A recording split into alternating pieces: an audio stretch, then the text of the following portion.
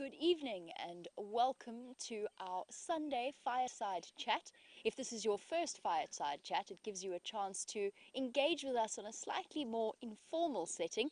This is the sort of traditional South African way to spend an evening out in the African bush with a nice fire burning in front of us, and for once, no smoke flying directly towards us, making us sob our way through each and every Fireside Chat in the last few weeks. Now, as you see, I find myself somewhat bereft of company. James is on leave, Brent is rushing back, I can hear him even now. I can hear the accelerator of Rusty working nice and hard, and the odd elephant trumpeting in the distance. And just to let you know that Sam is also now on leave. He's been working incredibly hard for his first work cycle and joining us for the first time, and such a wonderful and valued member of the team that he is. Unfortunately, like us all, he does need a break every now and again, so he's gone off on leave, and he bids you all a fond farewell, and he will be back in the not too distant future. What an extraordinary week it has been. Hard to believe. This time a week ago, I was sitting in the middle of the UK. I headed back there for my graduation ceremony, got to see people that I have not seen in quite a few years, and all of a sudden back on a plane, back here, celebrating Sam's birthday, and all of this happening in the space of just a couple of days. I've been feeling positively surreal. There's nothing quite like the grounding feeling of the African bush. Now, naturally, the first thing that I wanted to do was to head back across towards the hyena den and figure out exactly how things were going there and how the cubs have grown. You know that it's one of my happy places, and the smoke is coming. It's coming closer and closer. It's a toss-up now. It's whether or not it's going to blow towards Gendre or whether or not it's going to come towards myself.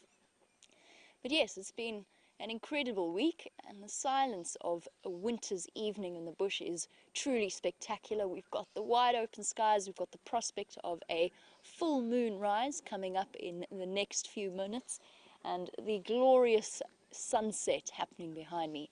The more astute or observant of you might have noticed that we shuffled a little bit so as to shift around to match the setting sun, and also to help us with our smoke inhalation problem that we've been enduring over the last few weeks. Now, Jane, before we get into the specifics of the Fireside Chat, you've actually got a general question for us. Now, Jane is watching in Tennessee and would like to know, why is it that lions and leopards, when they lie down, very often lie with their paws either upwards or kind of facing upwards with the pads exposed? And you wanted to know if there's a reason for that, because you've noticed it as a general pattern. And I think there's a couple of things to it. I think that it's just the way that their anatomy works. They find that it is more comfortable.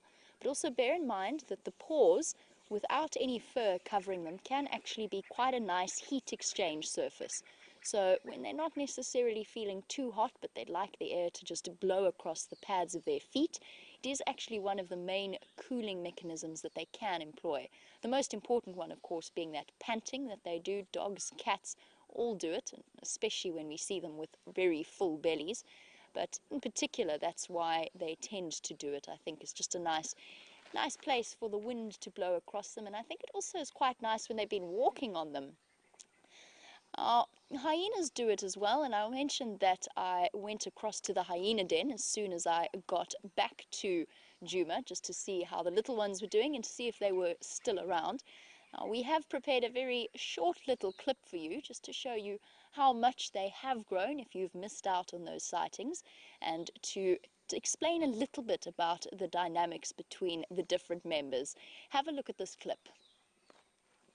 We are very much in luck, and the hyena have shown themselves once again at the Aubrey's Road Hyena Den. It's hard to believe that these are the same little monsters that we saw a couple of months ago, tiny, uncoordinated, without any spots, and dark brown in color and wrinkly, with skin that seemed much too large for their bodies, those weak back limbs that sent them tumbling. Just a little brief overview of my surprise there at seeing just how much the cubs have grown, and Also, surprise, here is Brent. He has Hi, arrived. everyone. He's arrived very much on time. You weren't late at all. I know, I was worried that big herd of elephants could possibly cause a bit of lateness.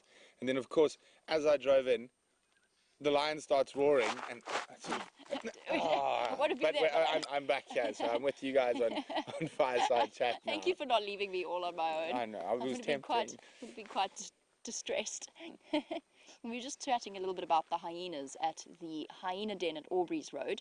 Everybody told me they'd moved. I was quite Do we get disappointed. hyenas here? I'm not sure if you've ever met them. There's a Okay, whole clan, okay. and they have names. Do they? Yes. And on the subject of names, that's actually one of the questions that we have been asked about the hyena dynamics, just because we've got so much going on at the hyena den. We've started watching this particular set of cubs from basically from their first emergence from the den up until now, where they're between 5 and 7 months old and absolutely full of nonsense, very full of curiosity.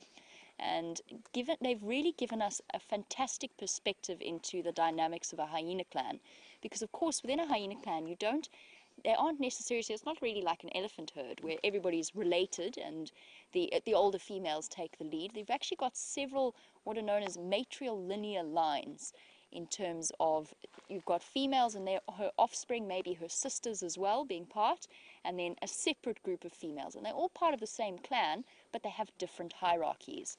And we had a question through from a Kathy in Tennessee about, is Madam still the matriarch of that clan? And how does she fit in with all of the dynamics and what's going on there? So just a quick explanation, just because I'm going to take this from here. No, go for it. Right. Just in terms of the current dynamics that we've witnessed, yes, she is still the matriarch. As far as we can tell, her reaction, every single hyena is submissive to her, and every single hyena is submissive to her cubs. Her current set of cubs, the January twins, are still there. Now, you wanted to know, Kathy, about her offspring, just because you've lost track. We don't know, we think Corky and Pretty are also related to her. They're certainly high-ranking individuals, and they demonstrate that in their reactions to other hyenas, but they are still submissive to her youngest set of cubs. How that means they're related to her, they could be sisters, they could be oldest daughters. I did notice that Corky's actually taller than Madam, but Madam is just probably one of the stockiest hyenas I've ever seen. She's built, she's huge. So that's a quick rundown. Madam's also got a cub known as Bella, who's now not actually a cub, she's a sub-adult of sorts. He is a sub-adult into Bella for short. And he, as a clan male, but as a male of the matriarch, has an interesting little slot that he fits into, and I think he might be sticking around. Again. Those lions calling there and there. Oh, how wonderful. Anyway, that's the quickest rundown that I could possibly give you, Kathy. And we can talk in more detail when we do get to the hyena den. But you've had an extraordinary week, apart hyenas aside. Yes, no, we have been quite lucky. And the cats have been giving us quite the runaround this week. But as we can hear. Yes, they're there and nowhere near here. Well, I wouldn't mind them being behind us at the moment. But we went down to Cheetah Plains, and we were searching for cheetahs. We do quite often there. But also the nice thing about Cheetah Plains is there are some other leopards we can possibly see there. And we got to see the incredible Nkanyene and her 2 cubs. So let's have a look at this little clip of them. Nkanyene, she's a beautiful female. Now, there come the cubs. Isn't this exciting? Look at that, isn't that wonderful? We're just going to keep still. She is moving towards us. And look at those little round rotund bellies. Obviously Nkanyene's been keeping them well fed.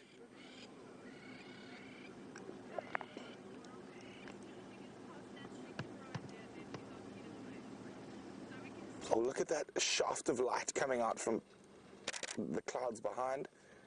Now, wouldn't it be incredible if that shaft of light was popping through right on them like a spotlight on a play? Look here. Look at that. Look at that shit right here. We've got a cub. It looks like the cubs are going to cross either side of us. That's in Nkanyene. Oh, you can hear that little contact call. Now we've got decisions. Here's the little boy, and behind Dave is the little girl, but we'll stick with the little boy.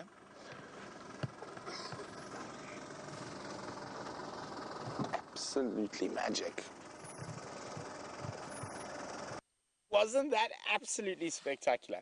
So that was the first time those cubs have been seen on the live drives. I've been lucky enough when I had friends of mine on honeymoon. I saw them when I was driving out of Juma Vuyatela, but that was the first time to share it with all of you. And it was really spectacular. Unfortunately, not the longest sighting. She did eventually move back into Nkoro and then eventually into the Kruger National Park. But I know Jamie's a little bit jealous about that. I'm sitting here trying to contain it, but I am exceptionally jealous because I have yet to see Nkanyeni on her own, and I certainly have yet to see her cubs. And I was jealous when you first saw them, and I'm still jealous now. But I shall contain it. There will be opportunities. So Diane was wondering about the correct pronunciation of Nkanyeni. And we unfortunately have Hubert in the darkness behind here, and I yelled across while we're watching the clip, Hubert, how do you say it properly? So it is with the I. I have been incorrect. I do apologize. It is Nkanyeni. I made exactly the same mistake that Brent did, and James shouted at me. Yes. And he did give me quite a lesson in the fact that we have a tendency to, especially with Shangaan and local names, drop that final vowel at the end. We do the same with Shambambalana. Yes, in Zulu and Swahili and other languages, you would drop that. So James is our, well, obviously not, but Hubert's our Shangaan local expert. But James, yes, in terms of all of us, can speak the best Shangaan by far. So, I mean, a really, truly extraordinary sighting from what I saw of it. Very pretty. Yes, and it's so nice to see a male and a female cub and to actually already start to see the size difference between the two. And from what we can tell, we're getting the same indication from Karula. We never fully managed to figure out what the sex of the second cub is. We know one is a male, but we strongly suspect that the second is a female. So you immediately start to see the difference in their personalities. And we've been fortunate enough to spend a bit of time with a Karula, but we have yet to actually spend any time with Shadow, her daughter, Yes, and her remaining cub. well, Dave and I had a tail. A tail. A tail, You saw, yes, oh, a you tail, saw a tail. a tail. I thought you were going to say you have a story to tell. Yes, Okay. a tail and a tail. A A tail within a tail. Ah. So we got the call that Shadow was moving towards our southern boundary, and we rushed there and was hoping she were going to proudly stroll straight into us. And she didn't. So she stopped about 50 meters away from us, and she went up a tree. And then while we were sitting there, I saw this movement at the base of the tree, and then the other guide who was inside the other property said, listen, the cubs just arrived and we left. So there's only one cub. No one is sure how it has died. There's been speculation whether it's hyena, whether it's lion, leopard. More than likely, just because of the area she's been hanging out in, I think there's a strong possibility it's another male leopard. And I don't want to say this too loud, but one we all love, Kunyuma, was seen quite close to her den site a few times. I didn't think about that. So I think that's possibly the most likely scenario which has happened to the second cub. So she only has one cub at the moment. Yeah, no, it's an interesting situation because, of course, as we know, most of the recorded, or at least the majority of recorded leopard cub deaths are through unknown male leopards or other male leopards. And sometimes the mistakes happen and it could possibly even be their father, but that's relatively unusual. As you know, we never know exactly what the paternity of a set of cubs is like. And James Richards, you were wondering, because a female leopard mates with as many different male leopards as she possibly can, you wanted to know whether or not that's actually one of the reasons why they have evolved the rather complex method that they have in order to induce conception, in order to induce fertilization. And I see exactly where you're going with that, because obviously it's with all of the cats, it's induced ovulation. They require repeated mating sessions in order to actually physically ovulate and for fertilization to occur. Interesting theory. I don't think it's that, though. I think it's the chance that has evolved in terms of being the best possible way to prolong that period of that moment up to fertilization to allow a bigger, better male with better genetics to come through. And also, and you'll see that when in looking after cubs, the females spend a lot more effort and a lot more time with the male cubs. They leave the female cubs, they become independent at quite often a year and a half before the male cubs do. Now, the reason for this is that female's genetic line has more possibility to get into other genetic lines through a male, because he is going to mate with multiple females. And then another interesting thing That's actually about... such a good... I've never thought about that before. Yeah. That's a really interesting point. So, yeah, and another reason we've been asked recently about why we're not seeing so much of Karula around her normal spot. Well, I have a theory, and I think it's to do with the hyena clan. So the hyenas is just up here, over my shoulder here, whereas before it was further down towards the southern boundary. The clan spent a lot more time. The clan has also grown incredibly since I've been here, and Karula's preferred den sites for most of her previous litters have been around the Gallagher drainage lines. Now, there are 3 different hyena dens that have all been active in the last 3 months in that exact area. So I think she's moved further south. There seems to be a lot less hyenas in the south and the east. So that's possibly why we're not seeing too much of Karula. The one interesting thing about that, though, is that she's pushed south towards Little Gowrie and Hoffman's and those sorts of areas. And, of course, that's where the Styx cubs have been, or where the Styx females I did tell everyone denning. today. Oh, you told them the good news. I told them the good news. Not heard the leopard good cubs, news. but lion cubs. So there are so 8 exciting. Styx lions cubs at the moment. I'm sure you're all champing to see them. Me I know too. We are. So, Dr. Debbie's wondering about the pregnant Nkuma lioness. She would like an update. Jamie? I don't have any updates for you, except that she is missing. It did occur to me, whilst following alarm calls in a very thick drainage line this afternoon, that she might possibly be there waiting to alert me to her presence. I knew it was unlikely, but the thought did flit across my brain at one point, especially when a francolin shot up from the grass right beneath my feet. You know that moment? Yes. Yeah, exactly. Well, Dr. Debbie, I know she spent quite a bit of time hanging around the drainage line out of Buffalo's Hook Dam. Although, since I've been back, I haven't seen all 5 Nkumas together, but they have been seen together to the west of us.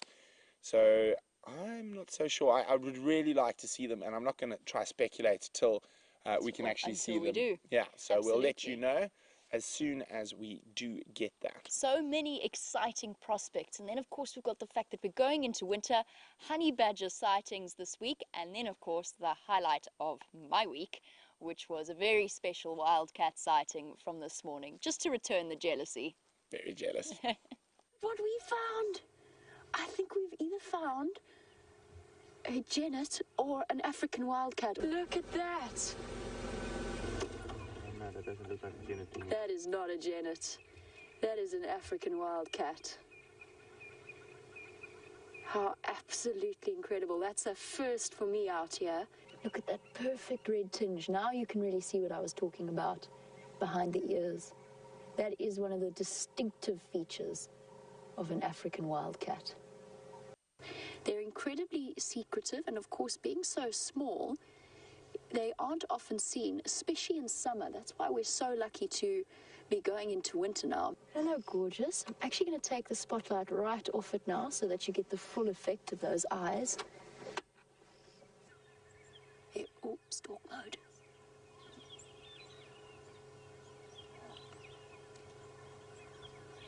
Yeah, there's a huge breeding herd crossing to Sydney's. Oh, there he goes.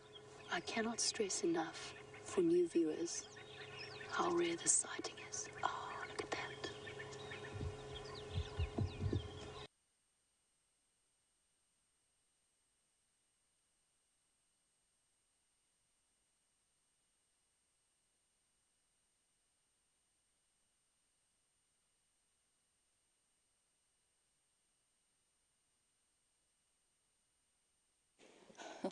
As we sit and listen to the lion's call, brings to the end a very exciting day for me. My first African wildcat since starting working on Djuma for Wild Earth and doing these live safaris.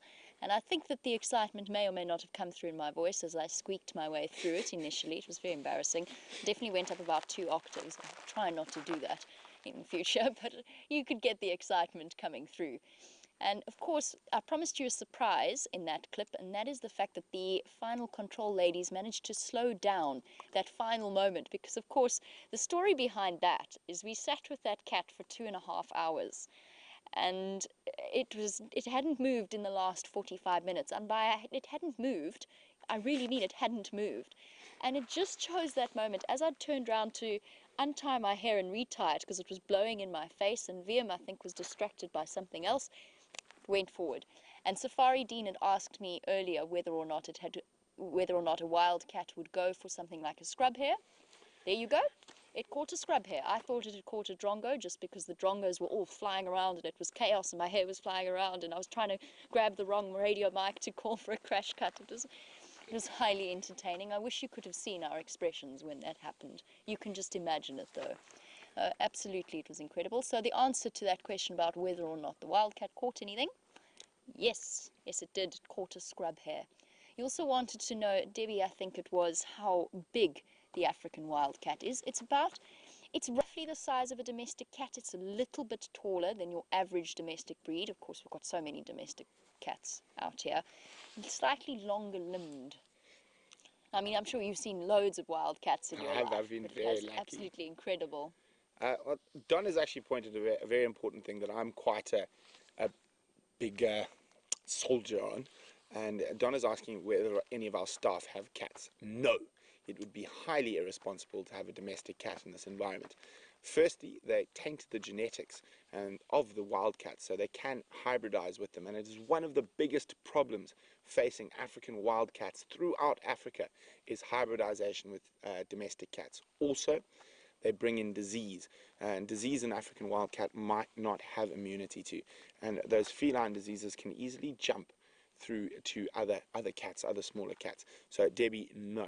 But with the African wildcat, you get domestic cats. I think it's a tabby, whatnot, that looks semi-similar. Very similar. It's just the coloration for me is different. It's slightly more tan, and the ears.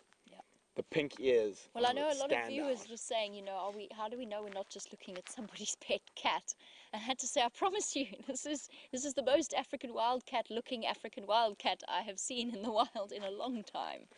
Yes, no, it was definitely an African wildcat, and you can just see their movements with those slightly longer limbs. When you watched it stalking, you saw those shoulders. They got longer shoulders. They got with those longer limbs. So if you watch your domestic house cat stalk, those shoulders don't come nearly as high as that wildcat, and you see how flat he got to the ground, and you could definitely see those longer limbs and the shoulders as he was stalking forward. Yeah. And then, of course, there's also the fact that we're very fond of the birds that visit our gardens. Yes. And I don't think we'd appreciate a cat coming in and removing any of the birds from the trees. Not only the birds, domestic house cats are responsible for 80% of the avian extinctions in the last 100 years. So if you do choose to keep a domestic house cat, please put a bell on it. And every cat owner in the world says, but my cat doesn't. I promise it does. They are incredibly efficient little predators. And it's not only birds, it's geckos, snakes, insects, moths, butterflies. They are so perfectly designed for hunting and killing things. Yeah. But, that aside, we had a long chat about that. We had a long chat this morning about the ethics of domesticating animals as well. And we were talking about wild animals versus domestic animals, and where it's appropriate to draw the line. Because, of course, what the sighting did for us was it just reminded us of all the amazing little cats that are out there. And I know that you were discussing we had a long chat about that on the yes. drive this afternoon, because there's just so many of them out there. And so far, we've ticked off serval and African wildcat. Caracal missing. Caracal missing. But if any of you ever get a chance to get to South America, South America has got the most amazing array of little predators, cats and dogs, that occur. So it is definitely high on my sort of bucket list to get to go look at those incredible little predators.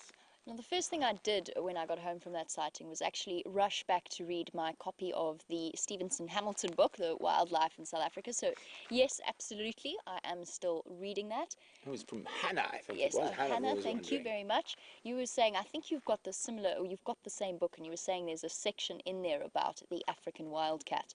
And it was was once upon a time described in a word that I'm not going to say, Brent's not going to say it, is a word that has very strong South African connotations, a very negative word. Obviously this book comes from a time around the early sort of 1940s when such terms were not taboo, but it was a word that jumped out of the page and actually gave me quite a fright, because in his time they'd realized that this was a separate wild species, but it was still kind of seen as not as important as some of the other little cats, as kind of just a cat. Yes, and quite often, I mean, if we look at the history of Kruger, and Stevenson Hamilton was the first warden of Kruger, all predators were shot on sight. Wild dog, cheetah, lion, leopard, hyena, both brown and spotted, to conserve the zebras and the impala.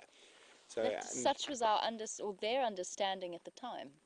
And that's the amazing thing. If you look how far Kruger has come since then, and now we're sitting part of the greater Kruger. I mean, most governments in that era open a national park to private sector. You must be joking. But it is amazing how the conservation ethos in South Africa has developed over these years. And our understanding has developed as well. It was the amazing thing about that Stevenson Hamilton book is he wrote it right at the end of his career, and actually quite close to the end of his life. And it was like he'd come to this realization that the more interference, the worse things got, the worse things became. And he actually says it specifically in his introduction, saying that nature actually has a way of handling her own problems, and that we actually don't really know all that goes on. And now 50 years later we're still discovering. 60 years later, we are gardeners in Eden.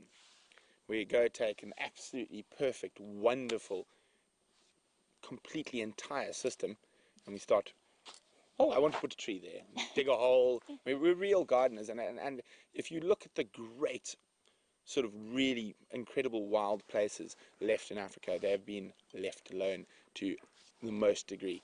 So it's very, very interesting how perceptions have changed. Even with management, management now is far more hands-off than it was in the past. We don't get involved if an animal's injured.